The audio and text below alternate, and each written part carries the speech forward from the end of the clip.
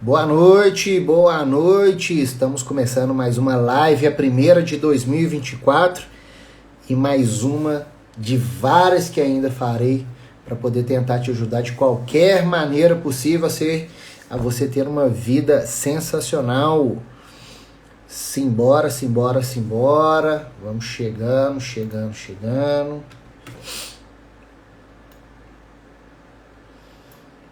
Chururu.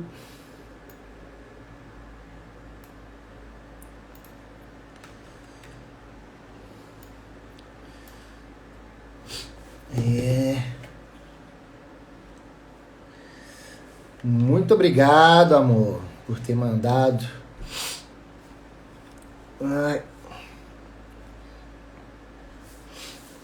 Enquanto isso, já vou fazer minha oração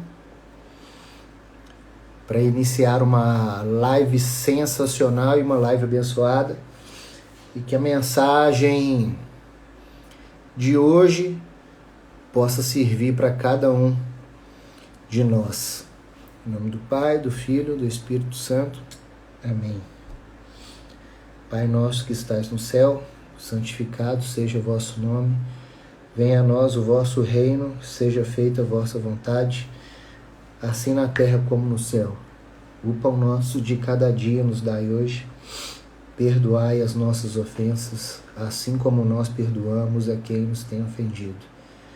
E não nos deixeis cair em tentação, mas nos livrai-nos do mal. Amém. Ave Maria, cheia de graça, o Senhor é convosco. Bendito sois vós entre as mulheres, bendito é o fruto do vosso ventre, Jesus.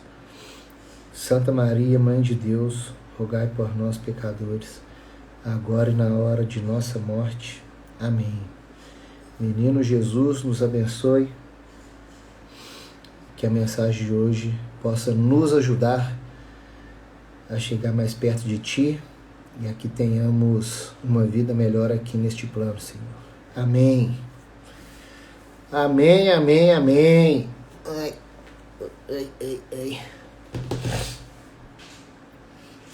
O que eu ia fazer aqui que eu perdi?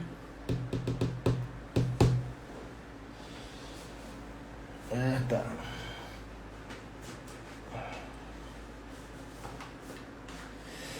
Pessoal, tudo tranquilo com vocês? Ano novo top. Todo mundo empolgado para ter um 2024 melhor. Uma coisa que eu comecei a prestar atenção e tô tentando mudar, né? Porque sempre falamos assim, que Deus te abençoe, né?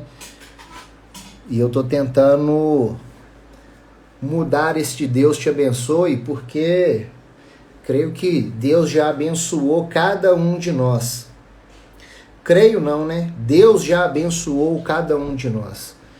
Agora é cada um de nós fazer a nossa parte para a gente conseguir aquilo que a gente deseja. Está na nossa mão, é só ir lá e fazer. E aí, diante disso, esses dias eu comecei a matutar umas coisas. As férias foi bom para mim porque eu fiquei matutando, viu? Para quem foi chegando aí, boa noite para todos vocês, viu? Que Deus abençoe. Então, esses dias eu tava jogando um joguinho que chama GTA. É um jogo ao qual ele é bem polêmico, assim, sabe, com algumas coisas. É um jogo violento, mas ele tem uns diálogos muito bons, um diálogo muito pertinente com alguns cenários políticos e econômicos que a gente passa.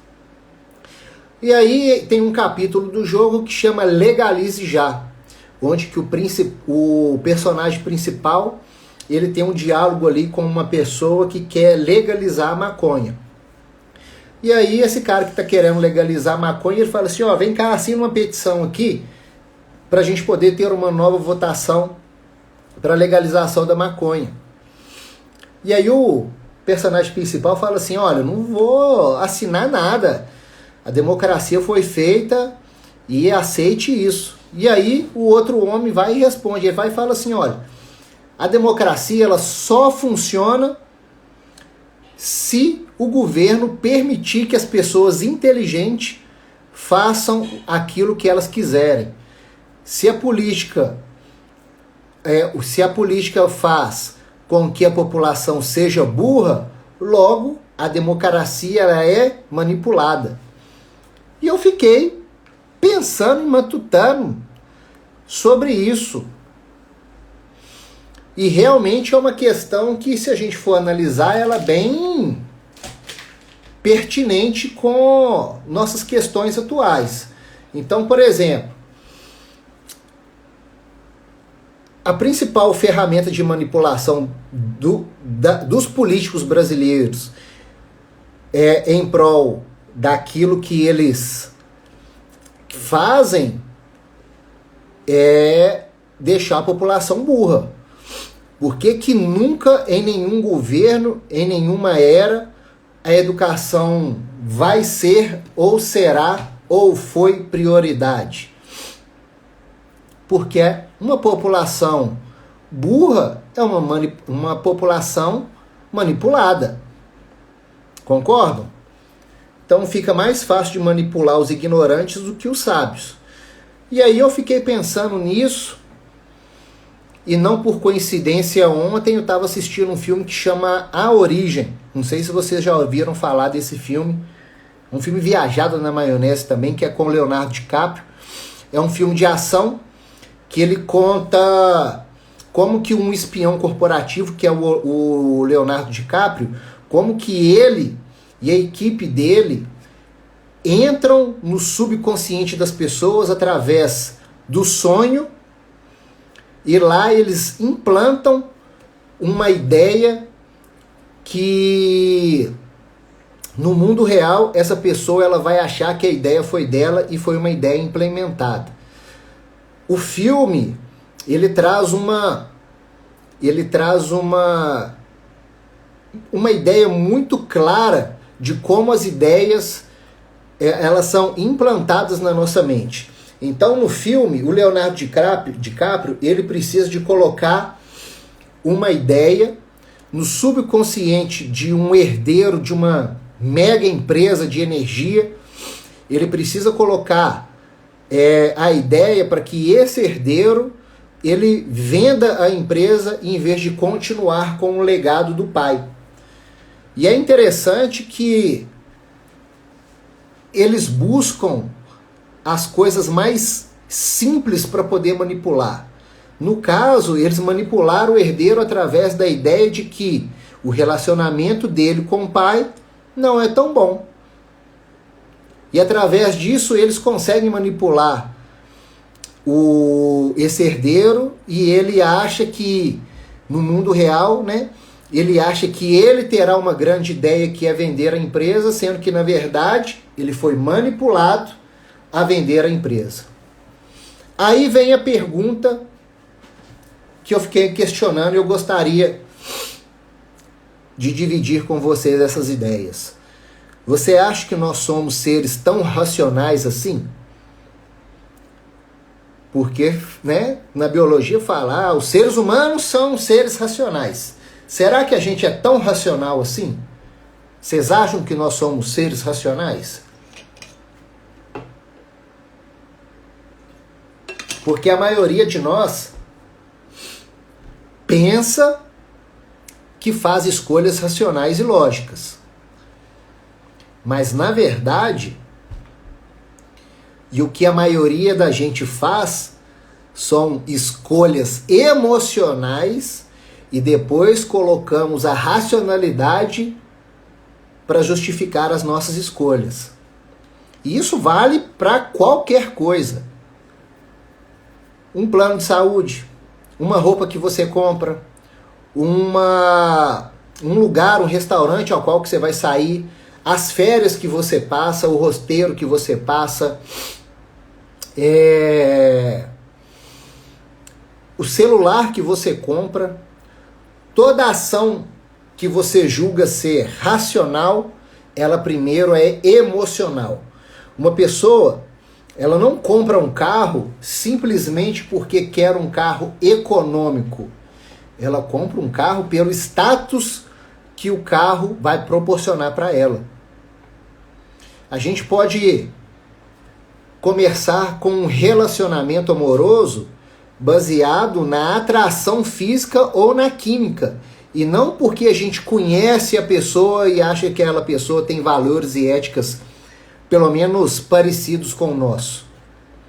Quando uma pessoa perde dinheiro para um estelionatário, ela só perde dinheiro porque de alguma maneira ela tentou economizar esforço, economizar energia, evitou sair da zona de conforto para alcançar o objetivo. Então, quando essa pessoa economizou esforço, não quis sair da zona de conforto, o que ela fez? Ela caiu no golpe do vigário. E aí, por exemplo, quando uma pessoa chega e fala assim, ó, principalmente agora, final do ano, né? Final para começo de ano. Quantas pessoas, quando vão fazer algum projeto, elas esperam da segunda-feira para poder iniciar esse projeto? Você acha que a escolha da segunda-feira é uma escolha racional? Quando alguém, por exemplo, fala assim, eu vou começar uma dieta, mas eu vou começar segunda-feira.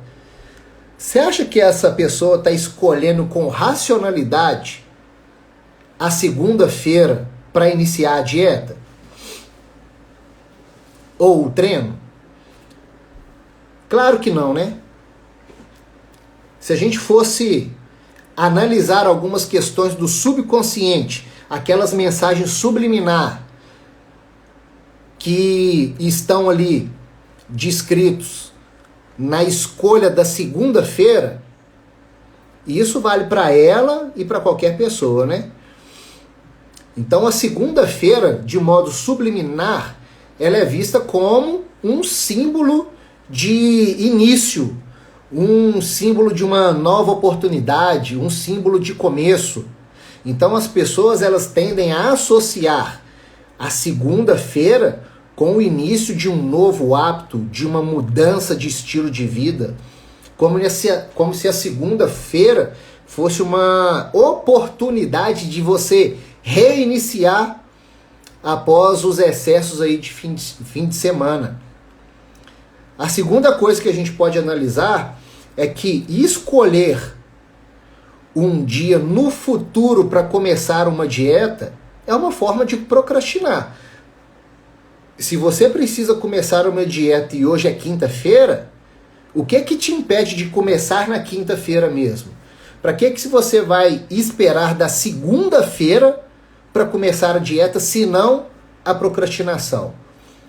Então, decidir começar uma dieta na segunda-feira dá à pessoa um sentimento que ela ainda tem tempo para preparar o psicológico, para preparar o emocional para o desconforto que ainda virá. E aí o que ela faz? Senta o cacete fim de semana, comendo e bebendo igual um doido, igual um porco. Porque ela precisa de todo o amparo emocional ainda antes de começar a sofrência, né? Terceira coisa que a gente pode analisar. A semana, os dias úteis de trabalho, normalmente oferece para a gente mais regularidade, mais rotina. A gente tem uma semana mais rígida, né, nos dias úteis. Então fica meio que previsível as nossas ações nos dias úteis, comparado com o fim de semana. Logo, quando você inicia na segunda-feira, fica mais fácil você inserir a dieta, ou seja, o novo hábito, na rotina a qual você já está acostumado a fazer. E por último, né, a quarta questão que a gente pode fazer essa análise com relação à escolha de modo emocional da segunda-feira é que mesmo que inconscientemente começar na segunda-feira meio que se tornou um dito popular, né? Virou uma crença, virou quase como uma cultura. Então a ideia de a gente começar hábitos, de começar a ter comportamentos melhores na segunda-feira, ela é reforçada por nossa cultura, ela é reforçada por nossa sociedade. Então a gente pode perceber que o ato de procrastinar, ela é uma ação baseada nas emoções. Ela não é uma ação consciente. Pouco tem a ver, por exemplo, você procrastinar porque de fato você está sem tempo. Porque de fato procrastinar uma atividade, uma ação, tem a ver com a sua ética ou com seus valores. Pouco tem a ver. Normalmente, a procrastinação, ela é quase, a gente pode falar que ela é 100% emocional. Porque venhamos e convenhamos, quem de vocês escolheria procrastinar algo que você colherá os frutos daquilo lá no futuro? Por exemplo, a gente sabe que precisa de ter um fundo de reserva. Por que a maioria das pessoas faz um fundo de reserva e na primeira aperto financeiro ela come o fundo de reserva?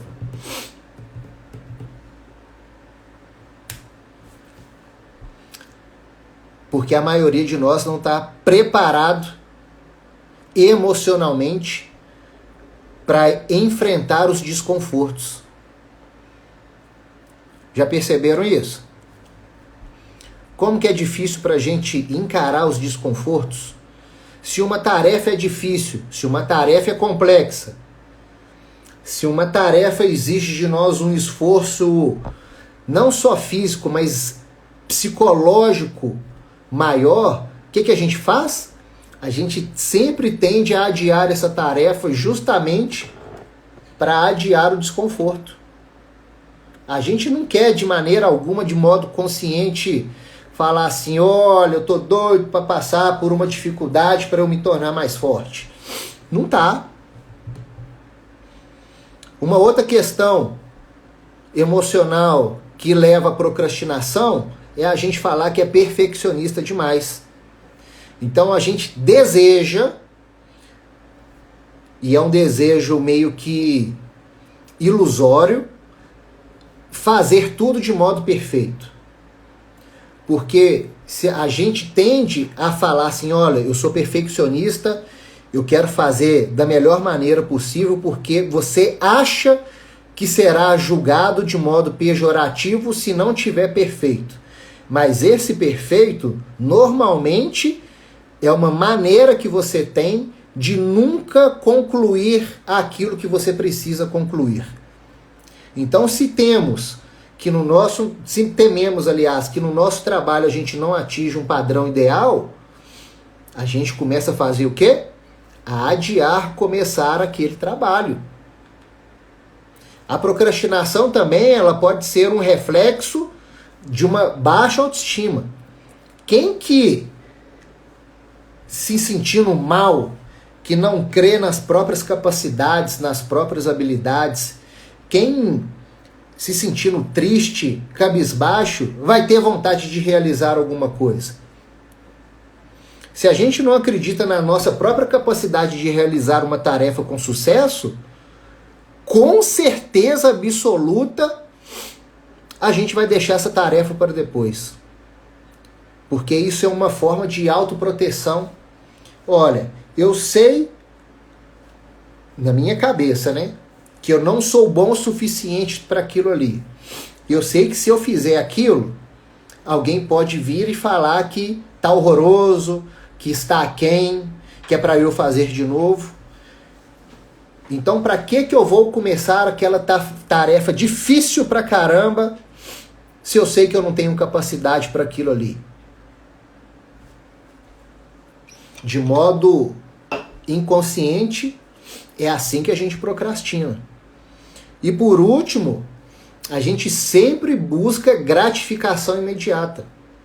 Então, às vezes, quando você acorda e aperta a soneca por 5 minutos, já é uma gratificação imediata que você está buscando.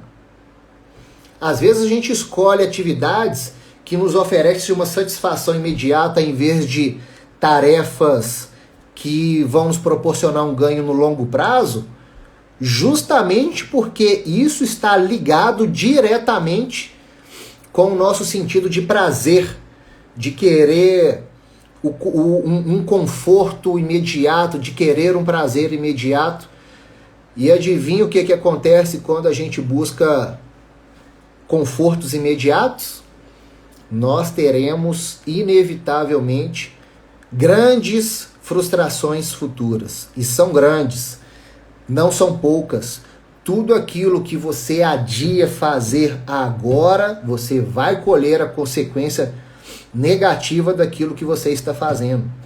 Então, muito desses comportamentos que temos como destrutivos, eles não são inatos. A gente não nasceu desse jeito. Você já viu alguma criança procrastinadora? Não tem criança procrastinadora. As crianças, elas são elétricas.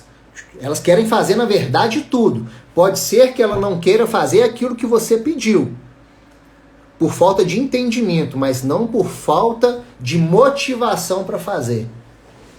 Então, nós não nascemos pessoas procrastinadoras. Nosso comportamento de procrastinação, ele é implantado. Nosso comportamento de procrastinação, ele é copiado. Ele pode ser copiado pelas pessoas que estão ao nosso redor. Ele pode ser copiado pelas pessoas que você acompanha em rede social. O nosso comportamento de procrastinação. Voltou aí, gente? Deu uma pausa aqui sem querer. Me digam se voltou aí, por favor. Então, o que eu estava falando? Que o nosso comportamento de procrastinação, ele pode ser copiado, porque ele não é inato, nós não nascemos com ele. Então, quando a gente começa a se distrair por causa das redes sociais, por causa do efeito dopaminérgico, ou seja, a liberação de dopamina em função do prazer imediato que a rede social nos proporciona, vai fazer a gente procrastinar. Quando a gente entra na rede social e você começa a comparar a sua vida com a vida perfeita dos influenciadores, a sua autoestima vai lá embaixo, a sua autoconfiança vai lá embaixo. E claro que você comparando a sua vida com a vida perfeita dos outros, você não vai ter o mínimo de ânimo, o mínimo de entusiasmo de dar um passo em prol dos seus objetivos. De maneira alguma que você vai querer fazer isso. O marketing, a publicidade, ela tende a promover, né, a ideia de gratificação imediata.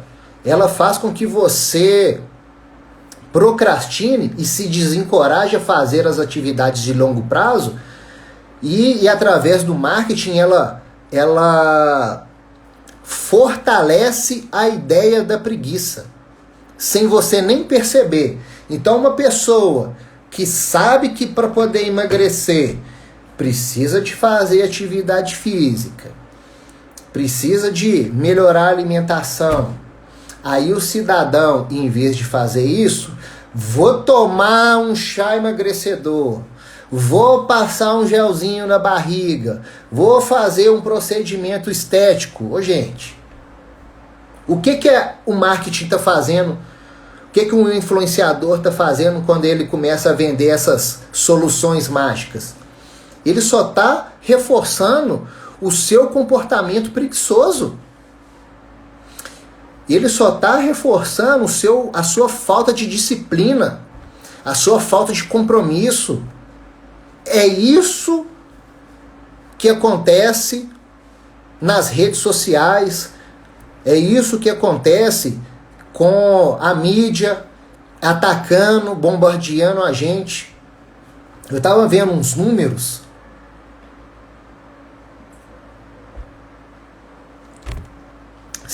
Quem é dos anos 90 vai saber. Já ouviram falar na novela Rock Santeiro? Eu estava vendo uns números sobre os maiores números de audiência do Brasil. Eu não vou lembrar o ano, mas a novela Rock Santeiro chegou a ter 100 pontos de audiência. Você sabe o que é isso? 100 pontos de audiência é literalmente o Brasil inteiro assistindo Rock Santeiro. É como se... esses dias eu escutei um terapeuta falando que novela é como se fosse uma terapia de hora marcada, onde o Brasil inteiro vai lá fazer uma terapia. Porque as novelas, elas colocam ali o seu ponto de vista, ela coloca uma doutrinação onde que as pessoas não percebem, ela colocam ali a vontade de comprar bens materiais, né, colocando desejo no subconsciente das pessoas.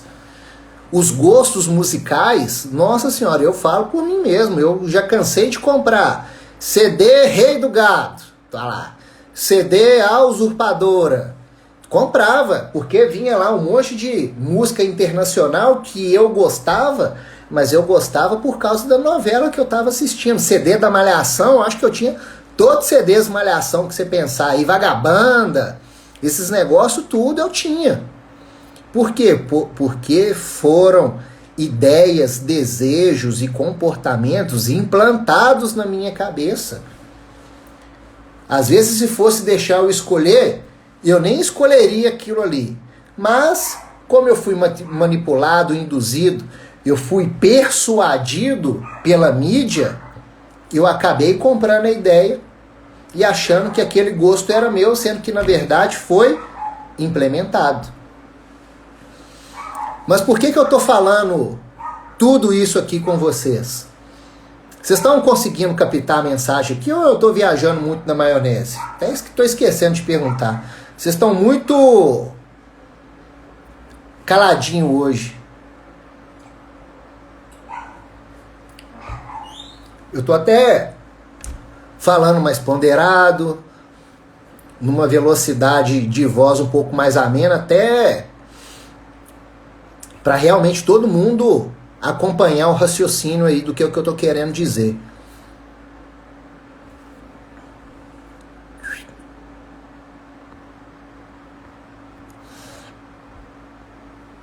Então espero que todo mundo esteja acompanhando, né?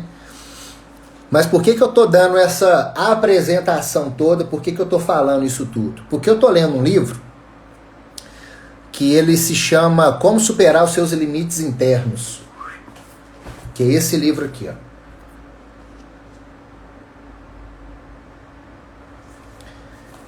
Este livro, ele tem prefácio da Lúcia Helena Galvão, que para quem não sabe é uma... Pelo amor de Deus, ô mulher sensacional como filósofa, viu? Eu ia falar uma palavra aqui, tentei amenizar, mas tem prefácio dela, e esse livro é do Steven Pressfield, que é um cara que viaja muito na maionese. E esse livro, ele tem 4 reflexões que, assim, praticamente está mudando meu ser, de verdade. As nossas lives, só para você ter uma ideia, eu tinha programado fazer em janeiro lives referente a comportamentos profissionais. Mas depois que eu li isso aqui, de verdade, eu falei, isso aqui é um conteúdo que todo mundo precisa saber. Isso aqui é um conteúdo que todo mundo precisa entender, né?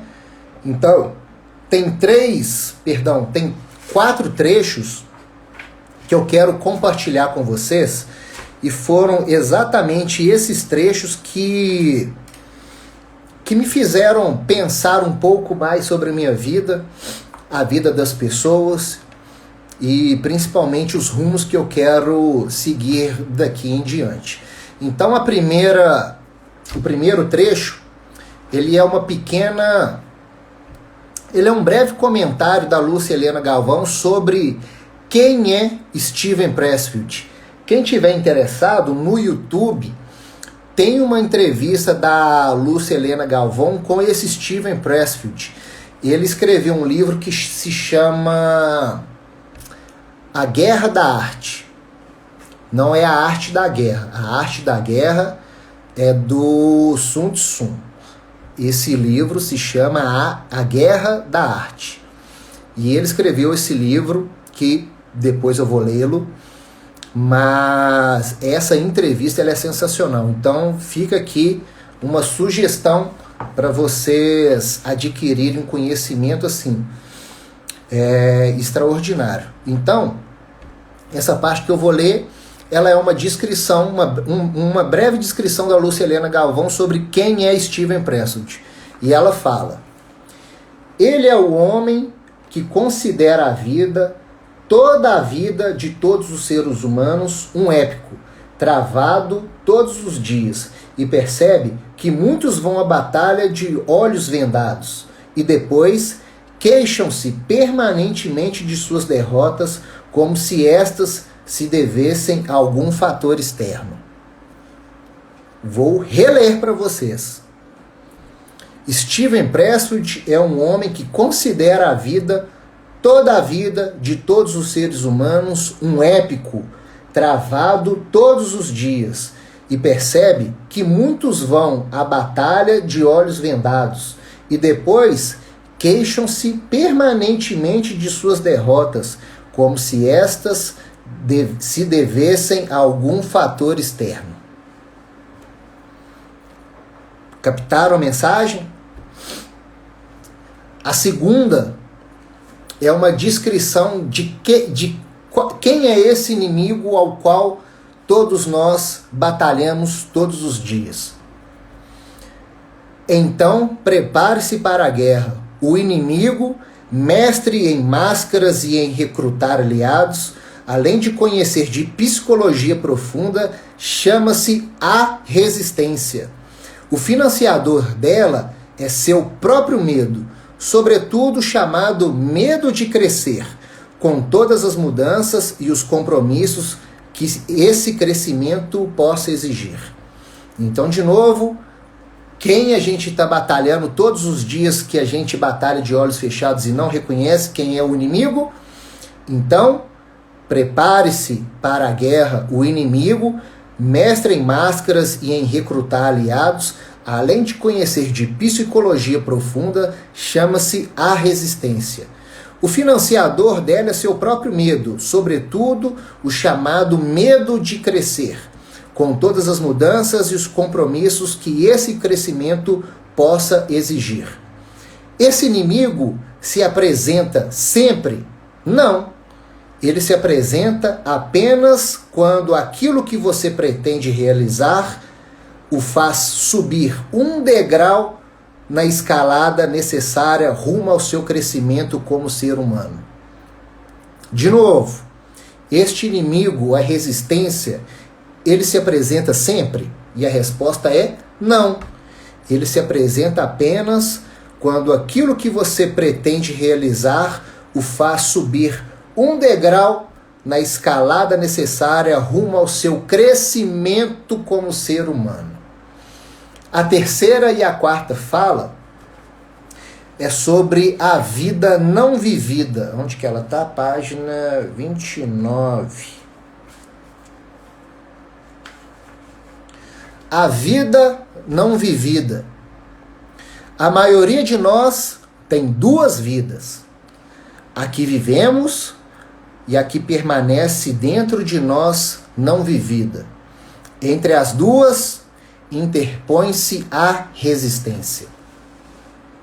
A vida não vivida. A maioria de nós tem duas vidas. a que vivemos e a que permanece dentro de nós não vivida. Entre as duas interpõe-se a resistência. E a última parte, ele fala: se amanhã de manhã, por um passe de mágica, toda alma desorientada e obtusa acordasse com o poder de dar o primeiro passo em direção aos seus sonhos, as salas de espera dos psicanalistas ficariam vazias. Não haveria mais ninguém nas prisões. A indústria tabagista e do álcool desapareceriam junto com os alimentos industrializados, com as cirurgias plásticas e o infoentretenimento, para não mencionar as empresas farmacêuticas, os hospitais e a profissão médica.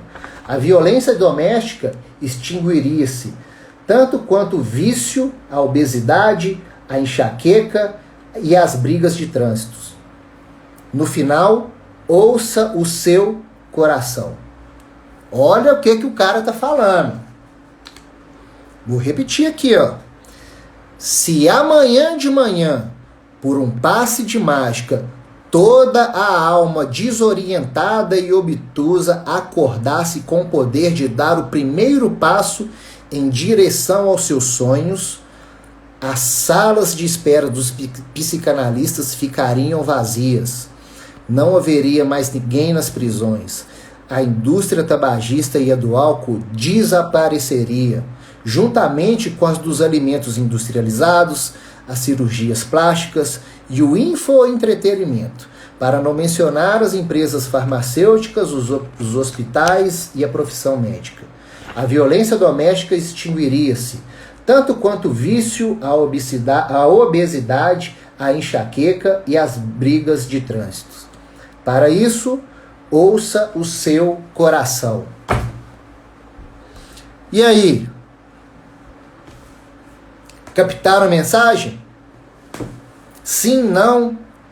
Quer que leia de novo? Quer que eu compartilhe?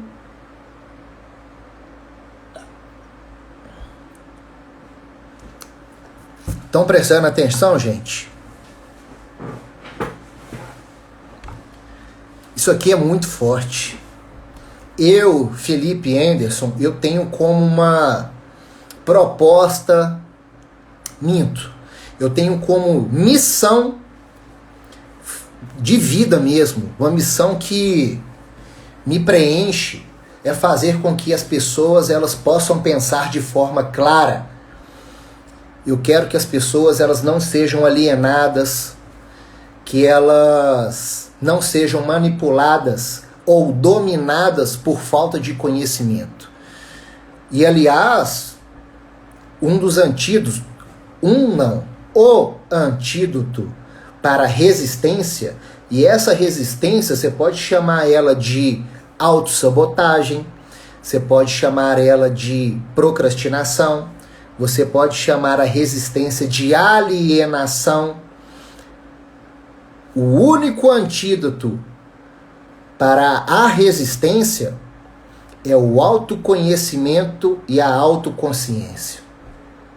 Porque se por um lado o autoconhecimento permite que você entenda sobre você de maneira profunda as suas características, as suas crenças, os seus valores e as suas motivações, é a autoconsciência que vai permitir com que você reconheça os seus padrões de pensamento, os seus comportamentos, os seus desejos, as suas reações. Por isso que eu resolvi que, em vez de falar sobre comportamento profissional para 2024, depois que eu li aquilo ali, tudo, assim, mas muita coisa mudou na minha cabeça. Mas muita mesmo. E aí por isso que eu resolvi que nesse mês de janeiro eu quero mergulhar com vocês nesse livro. Como superar seus limites internos e descobrir as resistências,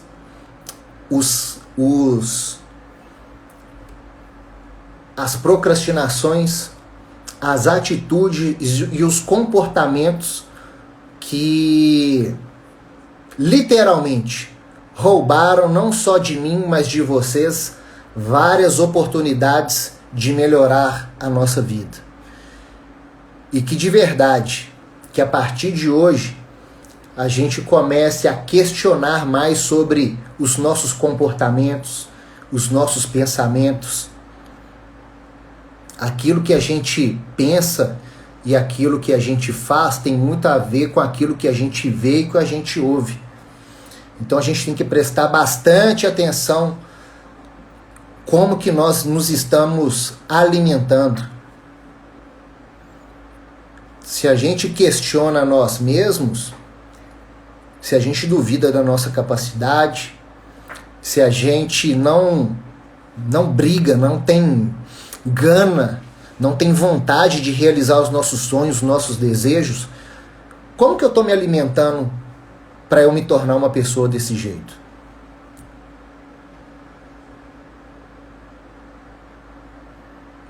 Como que a gente está se alimentando? Porque uma pessoa que é sedentária e é obesa, fica fácil de imaginar os alimentos físicos que ela tem alimentado. Mas uma pessoa que tem medo de crescer, que tem medo de vencer, que tem medo de ter conversas difíceis, que tem medo de resolver seus problemas, que tem medo de encarar a responsabilidade de uma pessoa adulta e só fica reclamando. O que essa pessoa não está ingerindo? O que essa pessoa já não ingeriu no passado? É isso que a gente tem que ficar questionando, é isso que a gente tem que ficar nos perguntando. Tem um versículo, não posso deixar de falar, né? Tem um versículo que é João 10:10 que diz, provavelmente você já ouviu esse versículo. Ele fala, o ladrão vem apenas para roubar, matar e destruir. Eu vim para que tenham vida e tenham vida em abundância. O ladrão vem apenas para roubar, matar e destruir. Eu vim para que tenham vida e vida em abundância.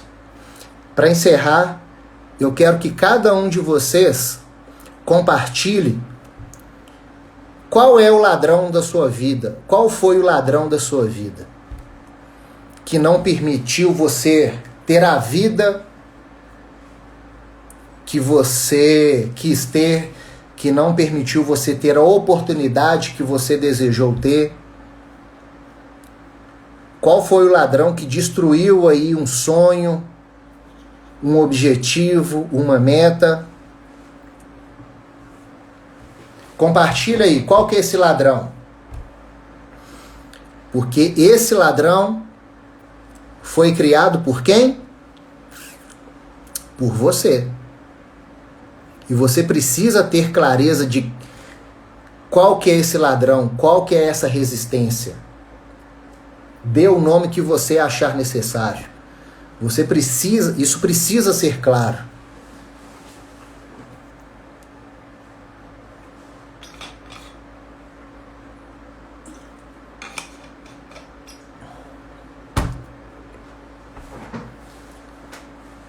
De que você tem medo? E o porquê que você tem medo? Compartilha, não precisa te ter vergonha não.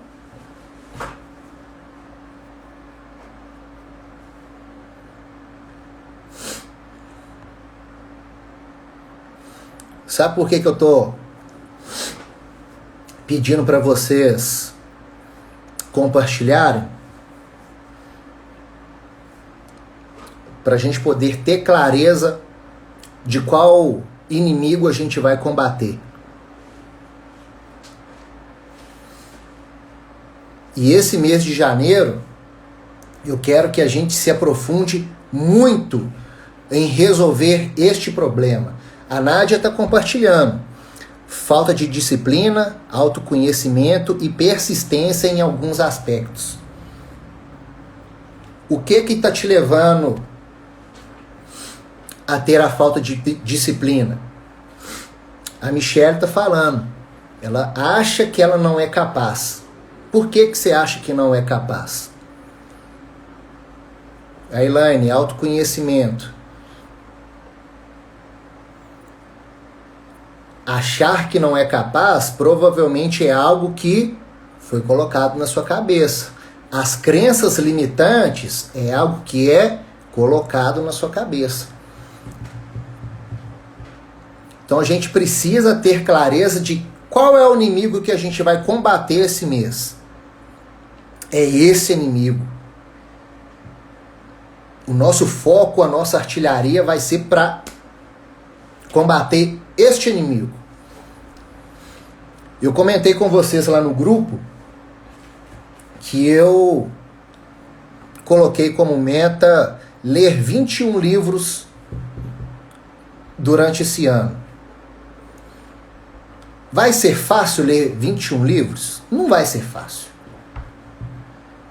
Mas eu vou precisar combater esses inimigos que eu sempre falo, porque eu não tenho tempo, porque eu tô cansado.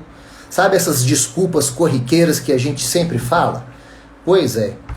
Para eu ler 21 livros esse ano, eu vou dar meu jeito. Porque eu sei que eu posso. Porque eu sei que se eu olhar nas configurações e o tempo de uso, né, aqui no celular, meu tempo de uso no Instagram, eu sei que eu uso meu tempo de uma forma tão inapropriada que é só desculpa de peidorreiro que eu tô dando para não ler o livro, os 21 livros durante esse ano. Eu vou andar com o livro no banheiro, eu vou treinar com o livro, eu vou colocar o livro debaixo do braço para quando eu tiver uma oportunidade, em vez de abrir o celular para poder ficar mexendo em WhatsApp, em Instagram, eu começar a ler o livro, mas eu vou ler o livro. Os meus resultados, aliás, os nossos resultados, eles só vêm com mudança de comportamento. Não adianta você querer ter resultados sendo a mesma pessoa. Você tem que abrir mão de quem você era e abraçar a nova pessoa que você precisa ser, se quiser ter os resultados que você deseja ter. Porque tem gente que não quer. Tem gente, aliás, que não tem nem clareza dos inimigos que precisa combater. Fato é que somente alguns compartilharam aqui os ladrões e as resistências que precisam combater. Os outros não se prontificaram. Ah, mas eu tenho vergonha a me expor. Resistência. Isso é só uma desculpa que você está dando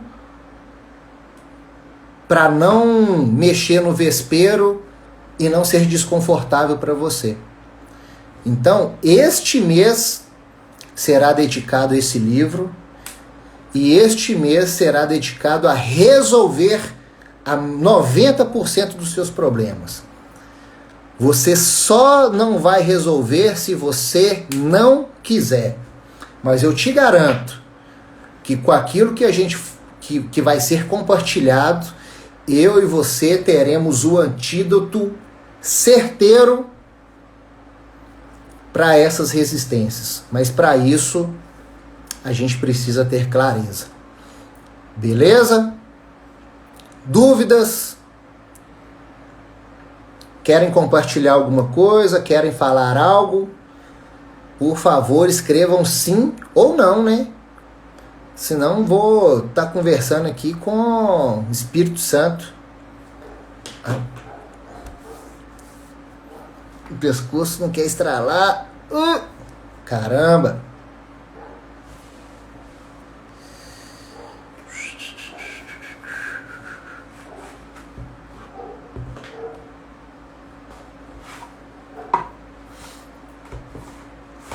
Michele está falando, mas abraçar a nossa nova pessoa é uma tarefa muito difícil, pois os ladrões nos acompanham.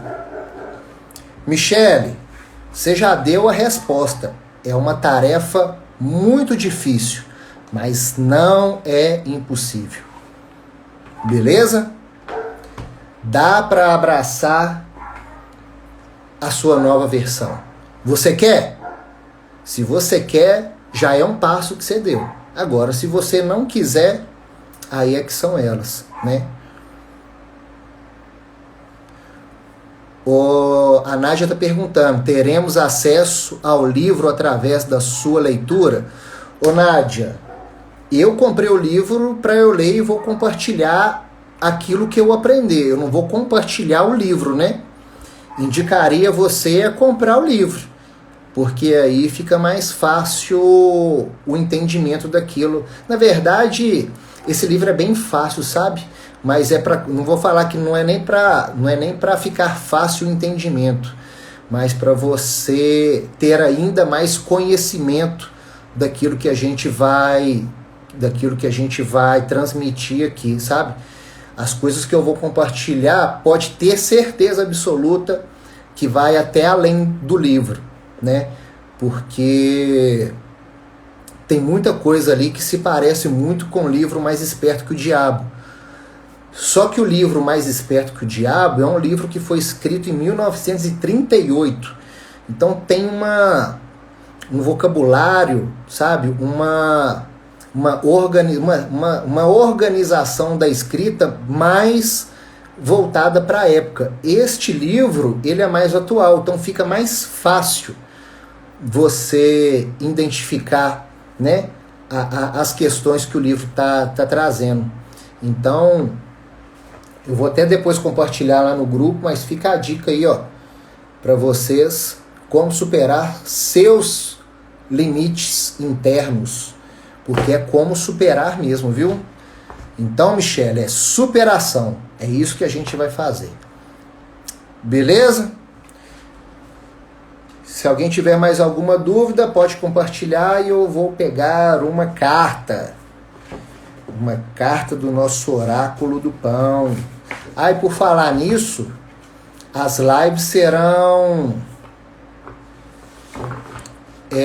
segunda e quinta, 9h33 da noite, tá? Esse ano eu vou colocar as duas lives no mesmo horário, 9h33. Beleza?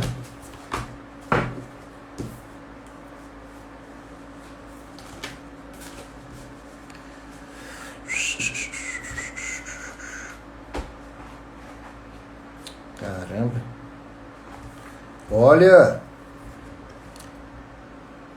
Olha a carta que sai aqui. Vou tentar empolgar menos. Liberação. Deixar ir. Deixar partir. Desprender-se. Desfazer-se. Desapegar. Abençoar tudo que já foi e o que já não cabe mais.